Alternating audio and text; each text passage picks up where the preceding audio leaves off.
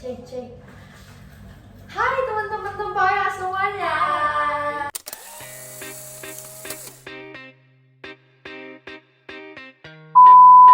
Oke, kakak sebelumnya pernah dengar nggak sih tempoyak itu apa? Iya, sebenarnya aku pernah dengar ya, pernah lihat di sosial media juga tempoyak itu tuh kayak podcast yang benar-benar seseru itu teman-teman. Oke, berarti pernah dengar ya? Pernah dengar.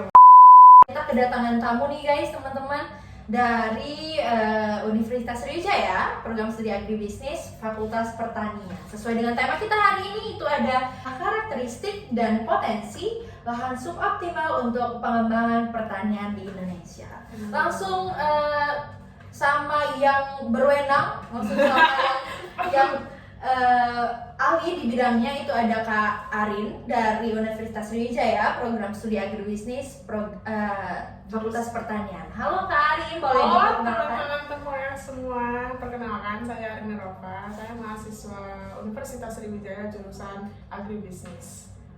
Kakak boleh dideketin? Oke. Iya.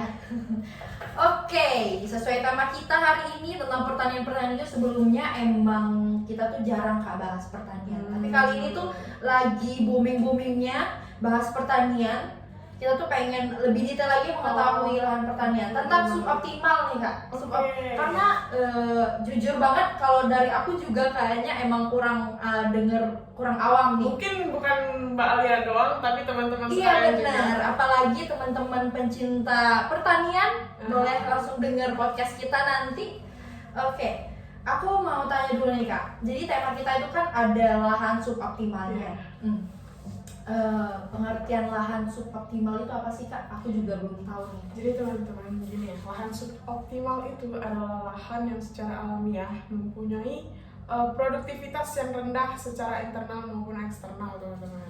Oh oke. Jadi ada eksternal sama internal. Nah, di perbedaan antara penentuan itu ada kelompoknya berarti Iya, ya? ada kelompoknya. Jadi lahan suboptimal itu punya 5 kelompok lahan, jenis lahan, dan itu masing-masing berbeda struktur dan teksturnya, teman-teman. Oh, dari tiap lahan Iya, ya? pokoknya beda-beda, teman-teman. Oke, berarti ada 5 ya Kak? Ada 5. Boleh disebutin Kak apa aja? Oke, yang pertama itu yang sebelumnya, maaf semuanya. Sebelumnya lahan kering itu ada 2 dan lahan basah itu ada 3. Kan jadi 5. Untuk lahan kering itu lahan kering masam dan lahan kering iklim kering. Untuk lahan basah itu lahan rawa lebat dan lahan rawa pasang surut. Satu lagi itu lahan gambut kalau nggak salah. Iya, lahan gambut. Oke, berarti Kak dia itu dibeda menjadi 2. Iya, Ada yang lahan kering, iya, ada benar, yang benar, lahan benar. basah. Lahan kering tadi itu ada 2, Iya, terus benar. lahan basahnya ada 3. Oke, mungkin kita langsung masuk aja ke Boleh, pembahasan iya. tiap lahan kali ya Kak. Karena aku juga penasaran nih, karena aku penasaran banget tentang lahan-lahan suboptimal itu apa aja. Langsung aja ke yang pertama tadi, ada lahan kering masam. Iya. Oke, itu boleh dijelasin Kak lebih detailnya apa? Jadi teman-teman, untuk lahan kering masam itu mempunyai tingkat kesuburan yang rendah. Jadi kemungkinan untuk lahan ini itu tidak cocok untuk bercocok tanam atau menanam sesuatu di lahan tersebut, teman-teman. Karena kenapa? Makin tinggi curah hujan itu makin tinggi tingkat pelapukannya, seperti itu. Oh, jadi di lahan ini boleh nggak Kak kita menanam bercocok tanam gitu? Iya, kemungkinan boleh, cuman beberapa persen untuk bercocok tanam di situ berhasil, seperti itu. Oh, jadi lebih baik nggak usah lah ya. Mungkin dari kakak juga bilang nggak usah, tetap nggak usah ya teman-teman. Jangan dilakuin. Oke, next itu ada lahan kering iklim kering nih teman-teman. Itu apa nih Kak? Bedanya sama lahan kering masam yang tadi di atas dulu apa? Ya, untuk lahan kering masam itu mempunyai reaksi tanah yang masam dengan pH lebih dari 5, seperti itu. Kalau lahan kering iklim kering? Ia mempunyai regim dan kelembapan tanah rustik, seperti itu. Oh, jadi bedanya ada di pH ya kali Iya, ya? Oke, jadi lahan kering, iklim kering itu pH-nya lebih tinggi atau lebih rendah, Kak? lebih untuk lahan kering masuk itu lebih kurang 5 seperti itu. Jadi Itu yang membuat lahan tersebut menjadi masam sehingga tidak cocok untuk menanam. berarti lahan kering, iklim kering ini emang nggak cocok buat bercocok tanam? Jadi seperti ini teman-teman. Untuk lahan suboptimal itu kemungkinan tidak dianjurkan untuk menanam sesuatu di lahan tersebut seperti itu. Oke. Karena yang seperti saya sebutin tadi, untuk lahan ini mempunyai produktivitas yang rendah seperti itu. Jadi nggak disarankan lah ya Nggak disarankan. untuk bercocok tanam di situ. Oke, next itu udah ada lahan keringnya. Nah ini ada lahan basah nih. Lahan basah nih lahan rawa pasang surut. Aku baru dengar juga sih ini lahan apa sih? Aku karena nggak tahu bener nih sama lahan. Oke, apa tuh Kak lahan rawa pasang surut? Oke, untuk lahan rawa pasang surut kita udah tahu dari namanya aja, lahan rawa pasang surut nih Kak. Jadi lahan surut. Ya, jadi lahan tersebut dipengaruhi oleh pasang surutnya air laut yang di dekat lahan tersebut seperti itu. Oke. Berarti emang lahan ini tuh sebenarnya basah, tapi karena pasang surut air laut jadi rawa gitu. Ya, seperti ya benar banget seperti itu. Oke, next ada lahan rawa lebak. Nah, ini apa nih Kak? Aku penasaran juga nih sama ini. Apa nih Kak lahan Jadi rawa? lahan rawa lebak itu adalah lahan yang tidak dipengaruhi oleh pasang surut seperti itu ya. Tapi dipengaruhi oleh sungai yang terdekat oleh lahan tersebut.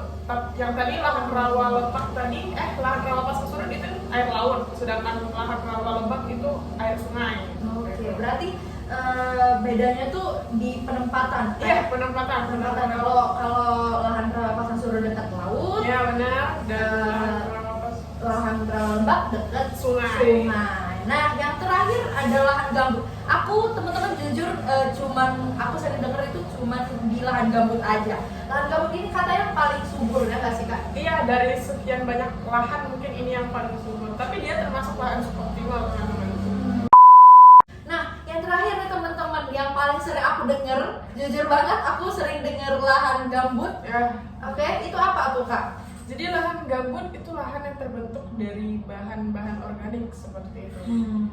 Berarti lahan gambut ini tuh lahan yang paling subur ya nggak sih, Kak? Bisa yang dibilang. agak pentingan dari lahan-lahan. Berarti ini yang sangat cocok buat bercocok tanam di sini. Benar Oke. banget. Nah, setelah itu nih Kak, setelah kita bahas beberapa lahan yang udah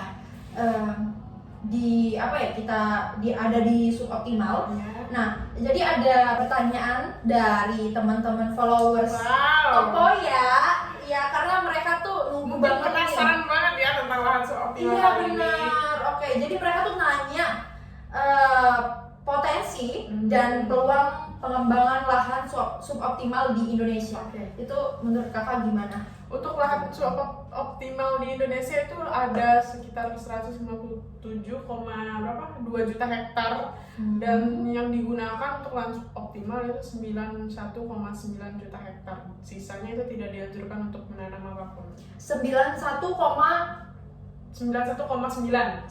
juta hektar. Ya. Itu luas banget loh teman-teman. Itu kayak itu di Indonesia kan? Ya, Kak? benar, di Indonesia. Itu luas banget. Itu lahan yang cocok untuk ditanami. Sisanya itu nggak cocok. Ya, jadi teman-teman jangan takut buat bercocok tanam di mana, jangan takut karena masih banyak banget tempat yang bagus untuk kita bercocok tanam. Oke. Next itu mungkin ini pertanyaan terakhir kali ya, Kak. Oke.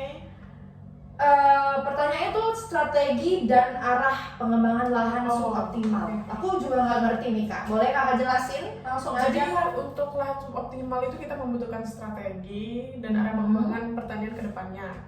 Yang pertama itu seperti maaf ya teman-teman, aku lihat catatan karena ya seperti itu. Gak apa-apa karena kita juga nggak tahu nih. Oke. Ya, langsung lanjut aja. Aku juga masih belajar teman-teman. Uh-uh. Oke, jadi untuk yang pertama itu pemanfaatan lahan suboptimal existing seperti itu. Yang wilayah ini tuh merupakan sentra produksi pangan, hendaknya tetap dioptimalkan sebagai kawasan penghasil pangan. Oke, itu yang pertama. Iya, yang pertama. Untuk yang kedua itu pemanfaatan lahan suboptimal untuk ekstensifikasi atau perluasan pertanian seperti itu. Oke, itu strategi yang kedua. Iya, benar Lanjut banget. Kak. Untuk yang ketiga itu penerapan inovasi teknologi untuk meningkatkan produktivitas lahan suboptimal sesuai dengan karakteristik dan Tipologi. tipologi lahannya. Oke. Lanjut Kak. Dan yang keempat itu dukungan infrastruktur. Dan yang kelima, peningkatan kapasitas petani dalam perusahaan tani yang masih relatif tertinggal di lahan suboptimal dibanding pada lahan sawah beririgasi teknis.